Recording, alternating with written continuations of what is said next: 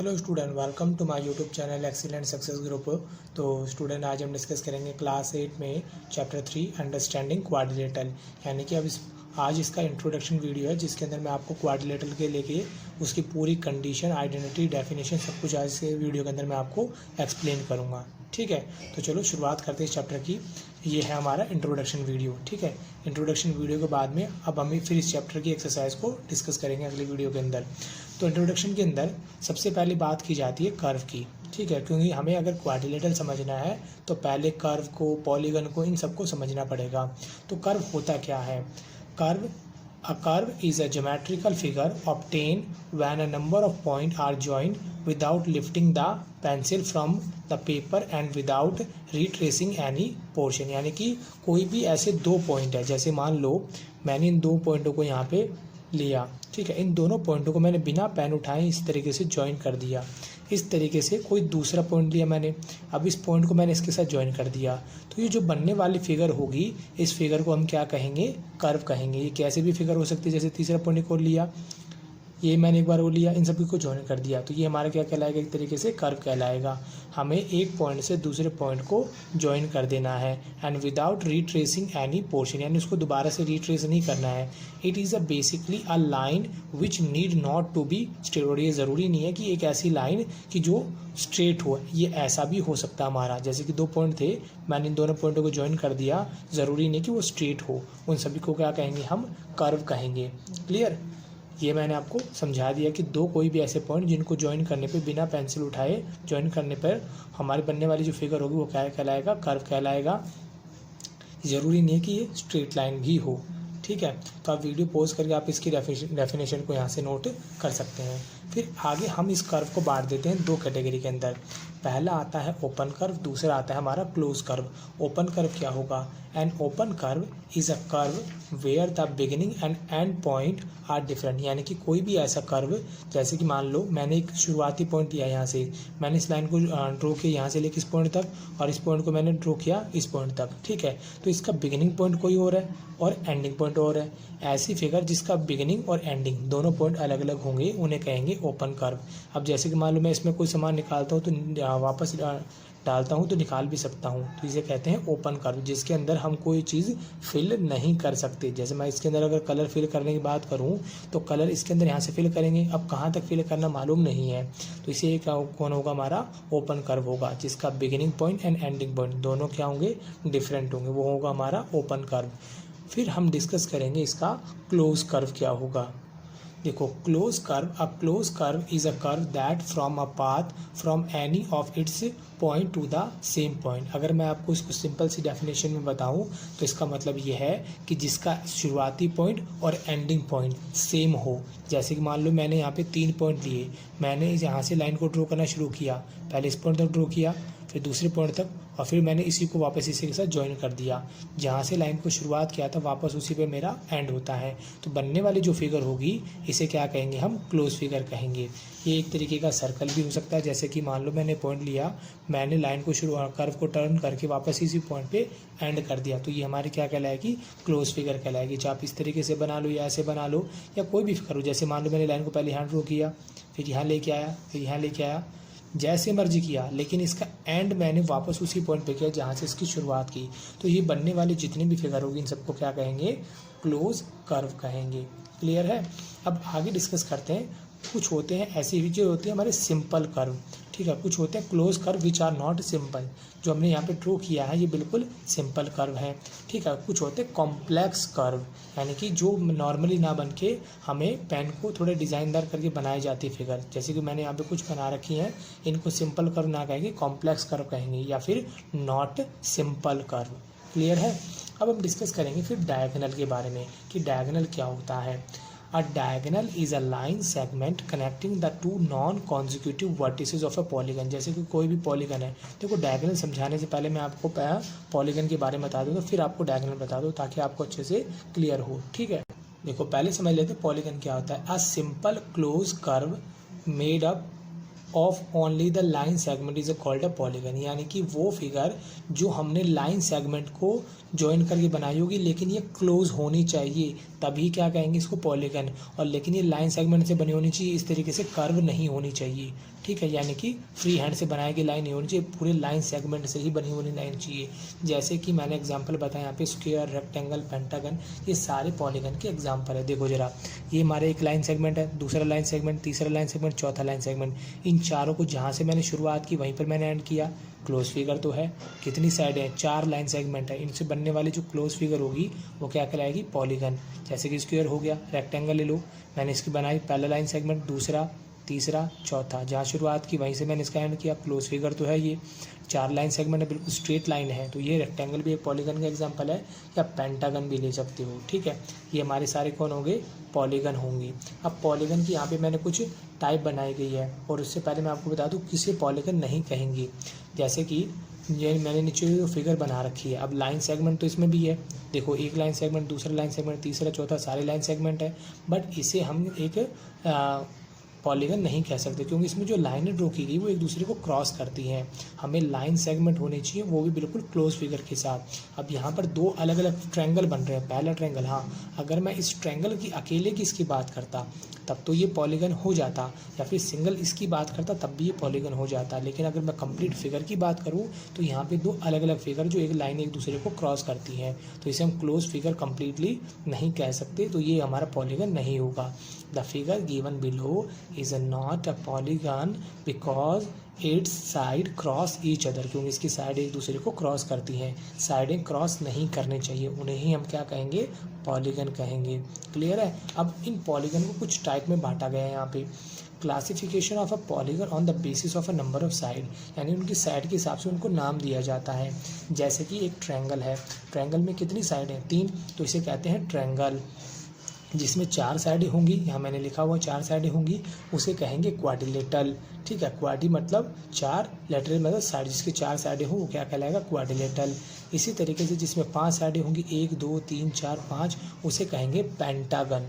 5 side वालों को क्या कहेंगे, पेंटागन। जिसमें 6 साइडें होंगी उसे कहेंगे हेक्सागन, ठीक। और जिसमें 7 साइडें होंगी उसे कहेंगे हेप्टागन।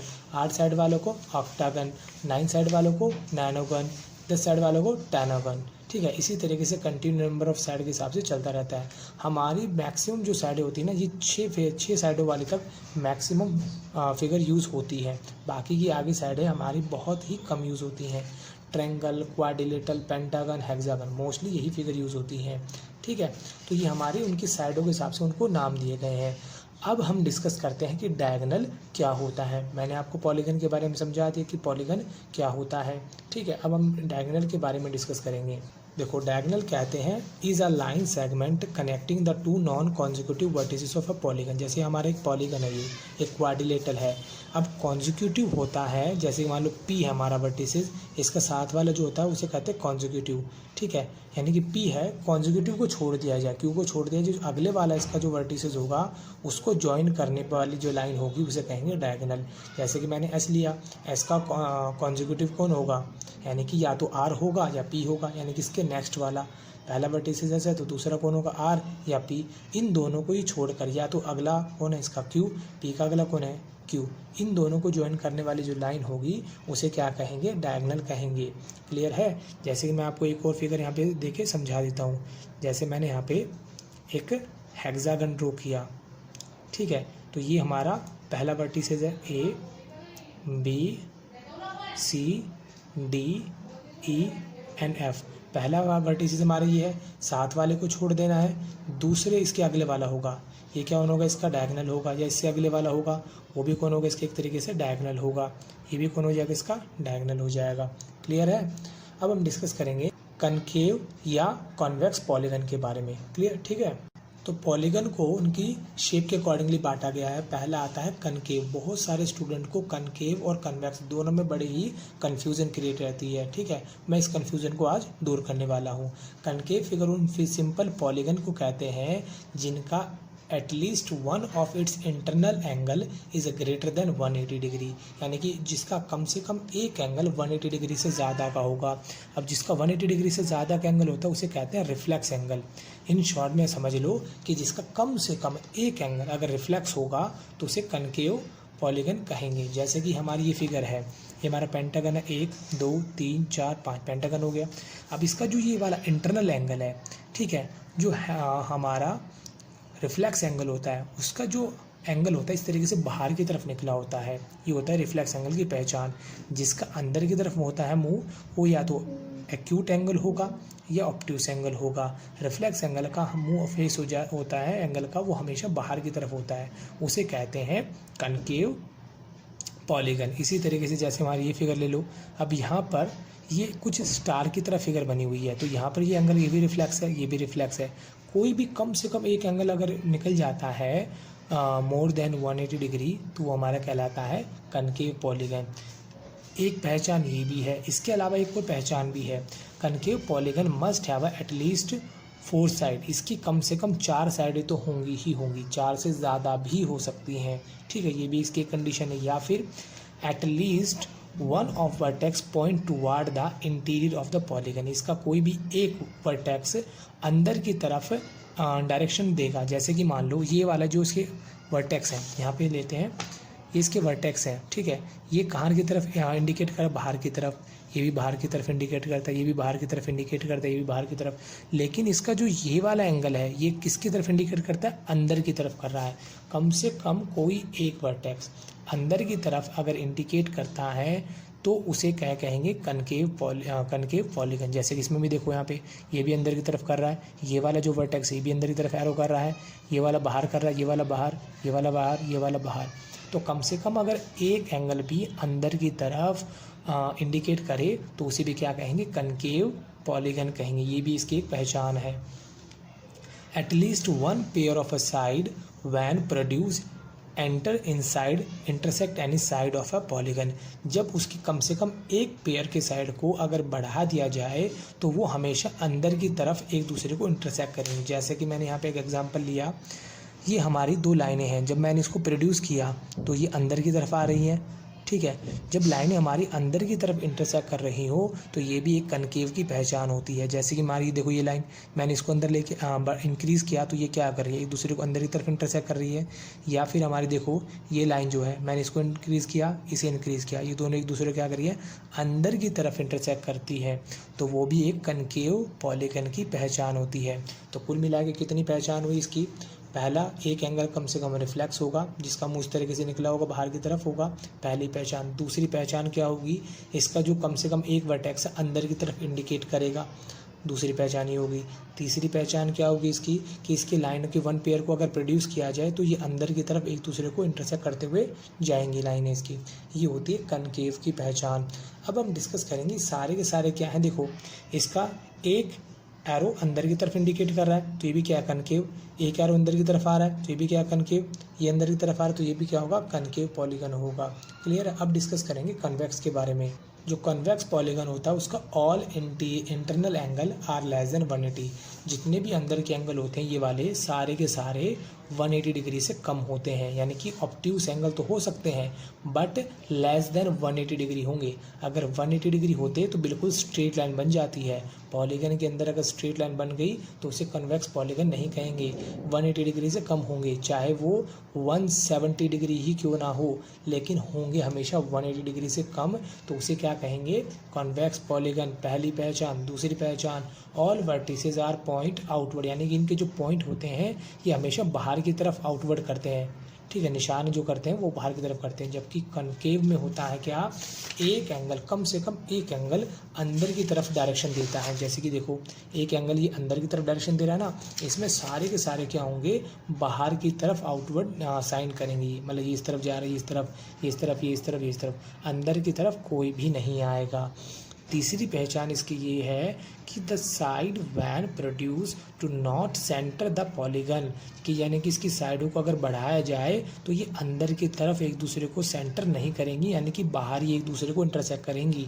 जैसे कि हमारा ये देखो, पहले इसके जो एंगल देखो बाहर की तरफ इंडिकेट करते हैं, तो इन्हें क्या कहेंगे, कॉन्वेक्स कहेंगे। एक पहचान ये होगी। दूसरी पहचान क्या होगी कि सारे एंगल क्या है 180 डिग्री से कम है, तो ये भी हमारी एक पहचान होगी। तीसरी, मैंने इसकी इस वाली साइड को और इस वाली साइड को दोनों को इंक्रीज किया, इंक्रीज करने पे ये एक दूसरे को बाहर की तरफ इंटरसेक्ट करती हैं, अंदर की तरफ नहीं करती हैं, तो ये भी क्या होगा, कॉन्वेक्स की एक पहचान होगी, कॉन्वेक्स पॉलीगन की। तो उम्मीद करता हूँ आपको कनकेव एंड कॉन्वेक्स दोनों में डाउट क्लियर हो गया होगा। अब बात की जाती है इनकी रेगुलरिटी पे। Polygon on the basis of the regularity. Regularity क्या होती है वो मैं आपको समझाता हूँ। When a polygon is both equilateral and equiangular, it is called an regular polygon, यानी कि वो पॉलीगन जिसकी सभी साइडें या सभी एंगल एक दूसरे के इक्वल होते हैं, तो उसे क्या कहते हैं, रेगुलर पॉलीगन। जैसे कि मैंने यहाँ पे एक स्क्वायर बनाया है, इसकी चारों साइड एक दूसरे की इक्वल होती है, चारों एंगल 90 डिग्री के होते हैं, यानी कि इक्वल होते हैं, तो इसे क्या कहेंगे, रेगुलर पॉलीगन। पॉलीगन मतलब वो क्लोज फिगर जो लाइन सेगमेंट के थ्रू बनाई गई हो, वो पॉलीगन है। और रेगुलर पॉलीगन वो जिसकी चारों साइडें इक्वल होंगी, ईच एंगल 90 डिग्री का, मतलब ईच एंगल इक्वल हो, सारे के सारे एंगल इक्वल हो, तो वो रेगुलर पॉलीगन कहलाएगा। जैसे कि ये मैंने रेगुलर हेक्सागन लिया है, 6 साइडें इक्वल हैं, 6 के 6 एंगल इक्वल हैं, तो इन्हें कहेंगे रेगुलर पॉलीगन। ठीक है, in a regular polygon all side and all angle are equal, example square and hexagon. इन्हें कहेंगे रेगुलर पॉलीगन जिनकी सभी साइडें सभी एंगल एक दूसरे के इक्वल हो। क्लियर है। अब जैसे रेगुलर होता है वैसे इर्रेगुलर भी होता है, ठीक है, जिसको हम आगे पेज पे डिस्कस करेंगे। अब polygon which is not regular, यानी ऐसा पॉलीगन जो रेगुलर ना हो, यानी कि जिसकी साइडें सभी इक्वल ना हो, सभी एंगल इक्वल ना हो, उसे क्या कहेंगे, नॉट रेगुलर, यानी कि irregular. It is a not equilateral and equal angular is an irregular polygon, जिसके सभी एंगल या सभी साइड एक दूसरे के इक्वल ना हो, उसे कहेंगे इर्रेगुलर पॉलीगन। जैसे कि रेक्टेंगल में अपोजिट साइड इक्वल होती हैं, चारों तो इक्वल नहीं होती हैं, चारों एंगल तो 90 डिग्री के हैं बट चारों साइड इक्वल नहीं है। जैसे कि मैंने यहाँ पे पेंटागन लिया है, दोनों एंगल 90 डिग्री के हैं बट ये एंगल और ये एंगल 90 डिग्री से ज़्यादा के हैं, ऑब्ट्यूस एंगल है, तो इसे क्या कहेंगे हम, इर्रेगुलर पॉलीगन। क्लियर है। इसके बाद हम डिस्कस करेंगे एंगल सम प्रॉपर्टी के बारे में। ये कि एंगल सम प्रॉपर्टी में क्या बताती है। Sum of all interior angle of a polygon equal होता है n-2 इंटू में 180, यानी कि किसी भी पॉलीगन के अंदर के सभी एंगल का सम अगर हमें निकालना हो तो उसका फॉर्मूला होता है n-2 इंटू में 180। जैसे कि मैं आपको निकाल के दिखा देता हूँ। मैंने यहाँ पे कोई क्वाड्रिलेटरल लिया, ठीक है, इस क्वाड्रिलेटरल के अंदर वाले जितने भी एंगल है इन सभी का हमें सम चाहिए, तो इसको किस तरीके से सॉल्व करेंगे। n जो है वो हमारे डिनोट करती है नंबर ऑफ साइड को, जितनी नंबर ऑफ साइड होंगी वो n को रिप्रेजेंट करती है। अब मुझे इनके चारों एंगल का सम चाहिए, तो n की जगह पे यहाँ पे लिख दो 4, जितनी साइड है उतने यहाँ पे लिख दो, इंटू -2 इक्वल टू इंटू में 180, कितना है 2 इंटू में 180, कितना निकल के आएगा 360 आएगा। 180 को 2 से मल्टीप्लाई करेंगे कितना आ जाएगा 360 आ जाएगा। इसी तरीके से अगर पेंटागन के हमें सभी इंटीरियर एंगल का सम निकालना हो तो क्या करेंगे, कितनी साइडें हैं 5, तो n की जगह रखेंगे 5 माइनस में 2 इंटू में 180, दोनों को माइनस किया 3 आया, 180 मल्टीप्लाई करेंगे दोनों को, 18 3 54 540 डिग्री। इसके अंदर के सभी एंगल का जो सम होगा वो 540 होगा। इस तरीके से हम निकाल सकते हैं सभी जितने भी पॉलीगन हैं उनके सभी एंगल का सम। ठीक है। अगर हमें हर एक एंगल निकालना हो, each interior angle of a regular polygon, कोई भी रेगुलर पॉलीगन है, जैसे कि मान लो मैंने एक हेक्सागन ड्रॉ किया, ये रेगुलर है। रेगुलर का मतलब अंदर के सभी जो एंगल है वो एक दूसरे के इक्वल हैं। इन सभी में हर एक का एंगल बताना है कि ये एक अकेला एंगल कितने डिग्री का है, but one condition apply, regular का ही निकल पाएगा, इर्रेगुलर का नहीं निकल पाएगा। इर्रेगुलर का हम सम तो बता सकते हैं कि इनके अंदर वाले एंगल का सम 360 होगा या 540 होगा, बट ईच एंगल कितने डिग्री का होगा ये नहीं बता सकते। बता सकते हैं सिर्फ और सिर्फ रेगुलर पॉलीगन का, जिसके सभी एंगल समान होंगे, सभी साइड समान होंगी। तो n कितने हमारा 6 माइनस 2 इंटू में 180, कितनी साइड है हमारी 6 डिवाइड बाई 6, 6 3 ज़ा 18, 3 आया यहाँ पे 4 30, 4 को 3 से मल्टीप्लाई किया 120 डिग्री, यानी ईच एंगल कितने डिग्री का होगा 120 डिग्री का होगा। रेगुलर पॉलीगन में ही निकलेगा, चाहे आप यहाँ पे ट्रायंगल ले लो चाहे स्क्वायर ले लो, जो मर्जी फिगर लो, लेकिन रेगुलर फिगर होगी उसी के अंदर ये फॉर्मूला अप्लाई होगा। ठीक है, यहाँ पर हम चाहे रेगुलर हो चाहे इरेगुलर हो, उनके अंदर के इंटरनल एंगल का सभी का सम बता सकते हैं। और अगर ईच एंगल निकालना हो तो उसके लिए सभी का रेगुलर होना ज़रूरी है, तभी ईच एंगल निकल पाएगा, क्योंकि सभी एंगल बराबर होंगे तभी पता लग पाएगा। और इनके अंदर ज़रूरी नहीं है, देखो ये 90 है, 90 more than 90, more than 90, less than 90 है, तो इन सभी का एंगल तो अलग अलग होंगे। तो यहाँ पर हम इनका सम बता सकते, सबको जोड़ने में 540 ही आएगा। अब ये कितने का है ये कितने का ये मालूम नहीं पड़ पाएगा इसके अंदर। रेगुलर होता तब तो लग जाता, रेगुलर पेंटागन होता तब तो सभी एंगल को हम क्या करते इस तरीके से निकाल देते, बट इरेगुलर में सम निकलेगा, रेगुलर में ईच एंगल निकाल सकते हैं। ठीक है, फिर बात आती है sum of measure of exterior angle of a polygon, यानी कि एक्सटीरियर एंगल को मेजर करना। ये बाहर वाला जो एंगल होता है इसे कहते हैं, कोई भी पॉलीगन हो, ये मैंने आपको समझाने के लिए एक एग्जांपल लिया है यहाँ पे कि जितने भी पॉलीगन होते हैं उसके एक्सटीरियर एंगल का जो सम होता है वो हमेशा 360 डिग्री ही होता है, चाहे हमारे इस तरीके का पॉलीगन हो या इसके अलावा कोई दूसरा पॉलीगन। जैसे मैं आपको ड्रॉ करके दिखाया तो यहाँ पे, जैसे मैंने यहाँ पे पॉलीगन बनाया तो ये बाहर वाला जो एंगल होते हैं ये वाले एंगल, इन सभी का जो सम होता है वो कितना होता है 360 डिग्री ही होगा। जैसे मान लो मैं इसे एंगल नंबर 1 2 3 4 दूँ तो angle 1 angle 2 angle 3 plus angle 4, इन सभी का जम कितना होगा 360 डिग्री। चाहे इसे में ले लो, इसे एंगल ए ले लिया, बी ले लिया, सी ले लिया, तो angle A angle B angle C, इन सभी का सम भी कितना होगा 360 डिग्री ही होगा। और अगर ये रेगुलर होते, मतलब चारों एंगल बराबर होते, तो ईच एंगल निकाला जा सकता। कैसे 360 में डिवाइड कर दो एन का, यानी 360 कितनी साइड हैं 4, डिवाइड कर दो 90 डिग्री का एक एंगल हो जाएगा। कब होगा ऐसा, जब ये रेगुलर होंगे, मतलब चारों एंगल बराबर हों तब ऐसा किया जा सकता है, लेकिन चारों बराबर नहीं होते तब ऐसा नहीं किया जा सकता। रेगुलर की कंडीशन में ही हम 360 में नंबर ऑफ साइड का डिवाइड कर देंगे, पता लग जाएगा कि हर एक एंगल कितने डिग्री का है। क्लियर है। इर्रेगुलर फिगर होगी, इर्रेगुलर मैंने बताया पीछे डेफिनेशन में कि जिसकी सभी साइडें सभी एंगल समान ना हो उन्हें कहते हैं इर्रेगुलर। रेगुलर जिसकी सभी साइडें सभी एंगल समान हो, सारे एंगल समान है तो निकाल सकते हो, सारे समान नहीं है तो नहीं निकल सकता। क्लियर है। अब हम डिस्कस करेंगे टाइप ऑफ क्वाड्रिलेटरल के बारे में कि जो क्वाड्रिलेटरल होते हैं उनके कितने टाइप होते हैं। पहला आता है हमारा trapezium, kite, parallelogram, square, rectangle, rhombus. ये फिगर है जो इस चैप्टर के अंदर जिसके बारे में हम इनमें पढ़ेंगे। तो पहले बात कर लीजिए ट्रेपेजियम की। ट्रेपेजियम क्या होता है। Trapezium is a quadrilateral with a pair of a parallel side. एक ऐसा क्वाड्रिलेटरल जिसका वन पेयर पैरेलल होगा, यानी कि जैसे मान लो इसमें मैंने पैरेलल लिया है ए बी और सी डी को। पैरेलल का मतलब ये नहीं है कि दोनों बराबर होंगे, नहीं। पैरेलल का मतलब दो ऐसी लाइनें जिनको कितना भी बढ़ा लिया जाए घटा लिया जाए कभी एक दूसरे को इंटरसेक्ट ना करें सिवाय इन्फिनिटी पॉइंट पर। ठीक है, इन्फिनिटी पॉइंट पे हमें लगता है कि वो एक दूसरे को इंटरसेक्ट करती हैं। ठीक है, तो यानी कि और उसके अलावा कहीं पर भी एक दूसरे को इंटरसेक्ट ना करें, उन्हें कहते हैं ट्रेपेजियम। जैसे मान लो ये दोनों हमारी पैरेलल साइड है, मैंने इसके ऊपर जैसे मर्जी फिगर बना दी। अब ये इसके अंदर जो बनेगी ना फिगर, ये वाली, ये जो क्वाड्रिलेटरल बनेगा इसे कहेंगे ट्रेपेजियम। ये दोनों पैरेलल होनी ज़रूरी है, चाहे वो ऐसा क्वाड्रिलेटरल बना ले जैसे कि फिगर नज़र आ रही है, चाहे वो ऐसा क्वाड्रिलेटरल बना ले। ठीक है, 1 2 3 4 दोनों साइडें पैरेलल होंगी तो उसे कहेंगे ट्रेपेजियम। क्लियर है। और इसमें ट्रेपेजियम में जो एडजेसेंट एंगल होते हैं पैरेलल लाइन वाले, सिर्फ मैं पैरेलल की बात करूँगा, दोनों पैरेलल है ना, तो इनके इन दोनों एंगल का सम 180 डिग्री होता है। सी और बी का जोड़ 180 होता है। क्यों होता है, रीज़न होता है, हाँ रीज़न ये होता है अगर दो लाइनें पैरेलल हो तो उनके सेम साइड में इंटीरियर की तरफ बनने वाले एंगल का सम 180 होता है। दोनों पैरेलल है, सेम साइड में बनने वाले एंगल का सम कितना होगा 180 डिग्री होगा। ये है हमारा ट्रेपेजियम। फिर बात की जाती है काइट की। ठीक है, काइट हमारा कुछ इस तरीके से होगा जिसके अंदर एक ऐसा quadrilateral with exactly 2 pair of equal consecutive side, जिसकी जो कॉन्जिक्यूटिव साइड होती है, जैसे ए बी के साथ वाली साइड कौन है ए डी, ये दोनों इक्वल होती हैं।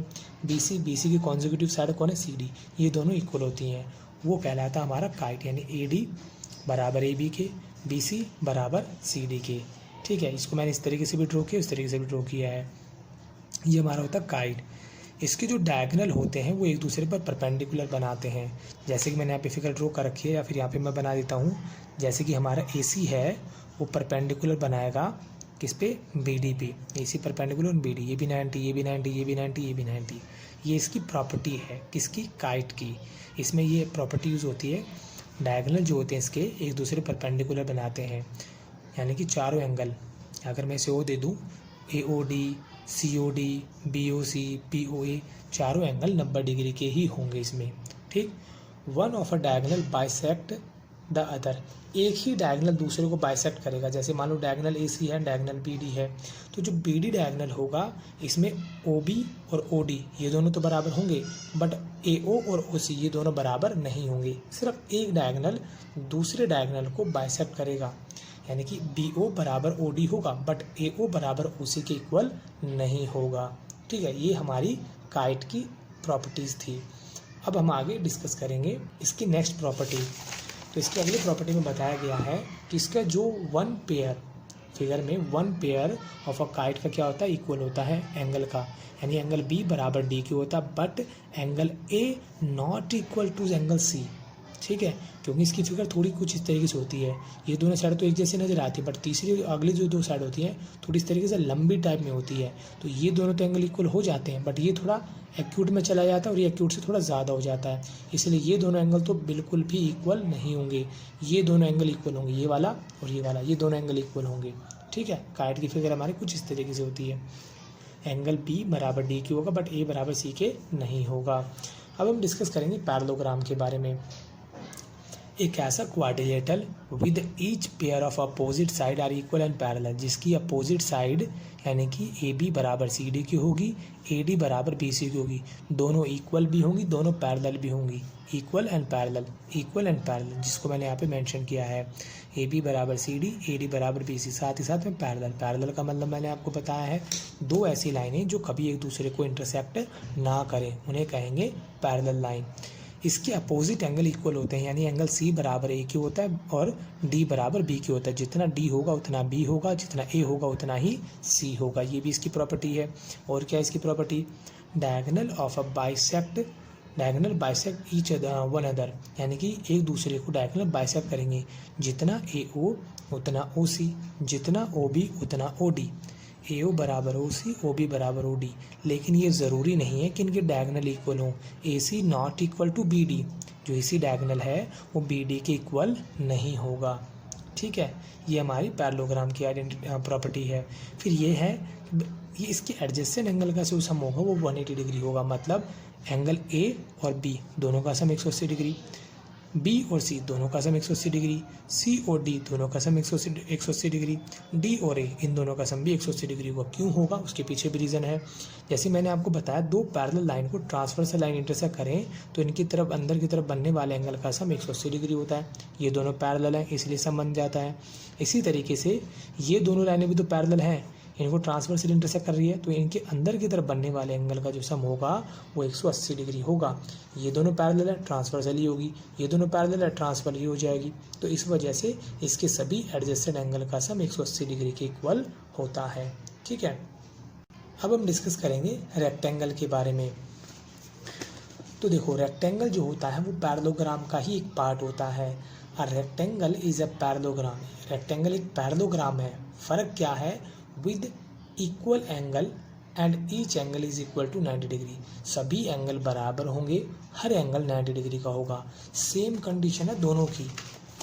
इसमें opposite side equal and parallel, opposite side equal and parallel, AB बराबर CD, AD बराबर BC, सभी कंडीशन से। फ़र्क क्या है, इसमें ईच एंगल 90 डिग्री का हो भी सकता है, ना भी हो, फ़र्क नहीं पड़ता, जबकि इसमें ईच एंगल 90 डिग्री का होना ज़रूरी है।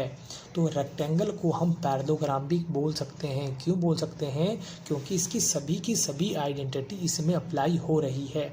इसकी कंडीशन ये है कि opposite side equal and parallel, equal and parallel, rectangle में भी तो वही है, equal and parallel, equal and parallel, पर फ़र्क क्या है, इसमें ईच एंगल 90 डिग्री का होना ज़रूरी है, उसमें होना ज़रूरी नहीं है, ठीक है। The length of a diagonal of a rectangle are equal, इसमें फ़र्क ये दोनों में एक फ़र्क ये भी है कि इसके डायगोनल एक दूसरे के इक्वल होते हैं। AC बराबर होता है BD के, AC बराबर होता है BD के, जबकि इसमें डायगोनल इक्वल नहीं होते हैं। ठीक है, AC not equal to BD। इसमें इक्वल होना ज़रूरी नहीं है, हो सकता है बट ज़रूरी नहीं है कि हो इक्वल, जबकि इसमें इक्वल होगा ही होगा रेक्टेंगल के अंदर। Clear. Diagonal bisect one another, मतलब जितना AO होगा उतना OC होगा, जितना OB होगा उतना OD होगा। ठीक है, डायगोनल एक दूसरे के बाइसेक्ट करेंगे एक दूसरे को। जितनी पैरेललोग्राम की प्रॉपर्टीज़ लगती हैं इसके अंदर वो सारी की सारी इसमें अप्लाई होगी, किसमें, रेक्टेंगल के अंदर। ठीक, तो मैं थोड़ा सा रिपीट कर दूं, रेक्टेंगल और पैरेललोग्राम में क्या फ़र्क है। रेक्टेंगल में opposite side equal and parallel होगी, इक्वल एंड पैरेलल होगी, ये तो दोनों में सिमिलैरिटी है। फ़र्क क्या है, ईच एंगल 90 डिग्री होना ज़रूरी है, ईच एंगल 90 डिग्री हो भी सकता ना भी हो, फ़र्क नहीं पड़ता। डायगोनल इक्वल होना ज़रूरी नहीं है, इक्वल हो भी सकते नहीं भी हो, बल्कि जबकि इसमें डायगोनल इक्वल होंगे ही होंगे। इसके डायगोनल बाइसेक्ट करते हैं एक दूसरे को, इसके डायगोनल भी एक दूसरे को बाइसेक्ट करते हैं। पैरेललोग्राम की सारी आइडेंटिटी रेक्टेंगल में अप्लाई की जा सकती है। ठीक, ये हमारा था रेक्टेंगल। अब हम डिस्कस करेंगे रोम्बस के बारे में। रोम्बस उस फिगर को कहते हैं वो क्वाड्रिलेटरल जिसकी चारों साइडें इक्वल हों, AB equal BC equal CD equal AD, चारों साइड इक्वल होंगे उसे कहेंगे रोम्बस। ठीक, इसमें भी अपोजिट साइड इक्वल और पैरेलल होती है। हमारी जो AB है, देखो चारों इक्वल है तो कन्फर्म है ये तो इसकी इक्वल होनी है, बट साथ ही साथ पैरेलल भी होती हैं। ये दोनों साइडें भी पैरेलल होंगी, ये दोनों साइडें भी एक दूसरे के पैरेलल होंगी। पैरेलल का मतलब एक दूसरे को इंटरसेक्ट नहीं करेंगी, ये पैरेलल का साइन होता है। फिर आगे आता हमारा, since the opposite side of a rhombus have a same length it is a parallelogram. इसकी opposite side equal and parallel है, इक्वल एंड पैरेलल है, इस वजह से हम इसको पैरेललोग्राम भी कह सकते हैं। अगर इसको हम पैरेललोग्राम कह सकते हैं तो इसमें पैरेललोग्राम की प्रॉपर्टी भी अप्लाई हो सकती है। ठीक है, opposite side equal and parallel, इसको इसलिए पैरेललोग्राम भी कह सकते हैं। Diagonal of rhombus are perpendicular bisector one another, यानी कि जिसको डायगोनल है AC और BD एक दूसरे को 90 डिग्री पे बाइसेक्ट करते हैं, साथ ही साथ जितना OC उतना OA, जितना OD उतना OB। डायगोनल क्या होंगे, एक दूसरे को बाइसेक्ट करेंगे, साथ ही साथ 90 डिग्री के एंगल भी क्रिएट करेंगे। लेकिन इसके जो डायगोनल है AC और BD ये दोनों इक्वल हो ऐसा होना ज़रूरी नहीं है, डायगोनल इक्वल नहीं होंगे। ठीक है, AC not equal to BD, but AO बराबर OC होगा, OB बराबर OD होगा, ये दोनों इक्वल होंगे, साथ ही साथ 90 डिग्री के एंगल भी यहाँ पे क्रिएट करेंगे। ये all properties of a parallelogram, parallelogram की सारी प्रॉपर्टीज़ में अप्लाई की जा सकती है। अपोजिट एंगल इसके इक्वल होते हैं, यानी कि देखो पैरेललोग्राम में भी ये कंडीशन होती है, अपोजिट एंगल A बराबर C के होगा, एंगल D बराबर एंगल B के होगा। ठीक है, यानी कि इसमें पैरेललोग्राम के जो कंडीशन है वो भी इसमें अप्लाई की जा सकती है। ये हमारा रोम्बस यहाँ पे कंप्लीट होता है। अब हम डिस्कस करेंगे स्क्वायर के बारे में। देखो, जैसे रेक्टेंगल और पैरेललोग्राम एक जैसे होते हैं उसी तरीके से रोम्बस और स्क्वायर एक जैसे होते हैं। एक ऐसा रेक्टेंगल जिसकी सभी साइडें इक्वल होंगी। रेक्टेंगल में क्या होता था, जैसे हमने पीछे पढ़ा था, इसकी सभी साइड अपोजिट साइड क्या होती है, इक्वल एंड पैरेलल होती थी, जबकि स्क्वायर में क्या होता है, चारों साइड इक्वल होंगी। तो उसका भी ईच एंगल 90 डिग्री का होता है, इसका भी ईच एंगल 90 डिग्री का होता है। रोम्बस में भी यही कंडीशन होती है, इसमें चारों साइड इक्वल होती हैं, इसमें भी चारों साइड इक्वल होती हैं, जबकि इसमें क्या फ़र्क है, ईच एंगल 90 डिग्री का होना ज़रूरी नहीं है, जबकि स्क्वायर में ईच एंगल 90 डिग्री के इक्वल होगा। ठीक है, रेक्टेंगल में भी ईच एंगल 90 डिग्री के इक्वल होगा, स्क्वायर में भी ईच एंगल 90 डिग्री के इक्वल होगा, बट रोम्बस में 90 डिग्री का ईच एंगल होना ज़रूरी नहीं है, जबकि स्क्वायर में ईच एंगल 90 डिग्री का होना ज़रूरी है। इसकी चारों साइड एक दूसरे के इक्वल होती हैं। इसके जो डायगोनल होते हैं एक दूसरे को बाइसेक्ट करते हैं, मतलब वही कंडीशन है जो रेक्टेंगल वाली है, रोम्बस वाली कंडीशन। इसके डायगोनल एक दूसरे को बाइसेक्ट करते हैं ना, यहाँ पे चारों एंगल 90 डिग्री 90 डिग्री 90 डिग्री, साथ ही AO बराबर CO PO बराबर DO के होते हैं, यानी कि ये वाला पार्ट इसके बराबर, ये वाला पार्ट इसके बराबर। वो कंडीशन इसमें भी अप्लाई होती है, यानी कि चारों यहाँ पे जो एंगल बनेंगे AOB BOC COD and AOD, चारों एंगल कितने डिग्री के होंगे, 90 डिग्री के होंगे, साथ ही साथ AO बराबर OC होगा, OB बराबर OD होगा। ठीक, इसके डायगोनल क्या होते हैं, एक दूसरे के इक्वल होते हैं, जबकि रोम्बस में डायगोनल इक्वल होना ज़रूरी नहीं है, जबकि इसमें डायगोनल इक्वल होना ज़रूरी है। स्क्वायर में डायगोनल इक्वल होंगे ही होंगे।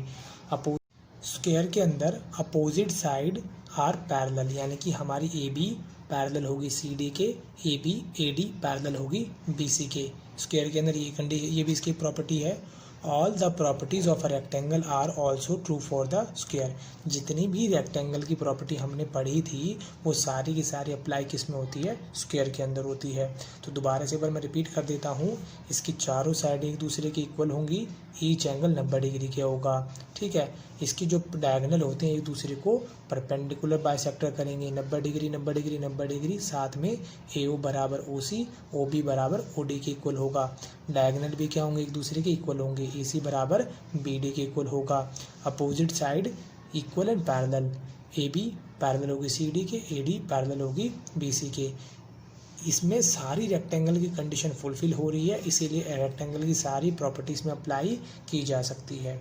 तो उम्मीद करता हूँ स्टूडेंट आपको क्वेश्चन जितनी भी मैंने आप इसका इंट्रोडक्शन करवाया है आपको समझ में आ गया होगा। अगर आपको वीडियो पसंद आया तो वीडियो को लाइक करें, शेयर करें, कमेंट करें और इस चैनल को जरूर सब्सक्राइब कर लें। मिलते अगली वीडियो में। Okay, bye bye, thank you.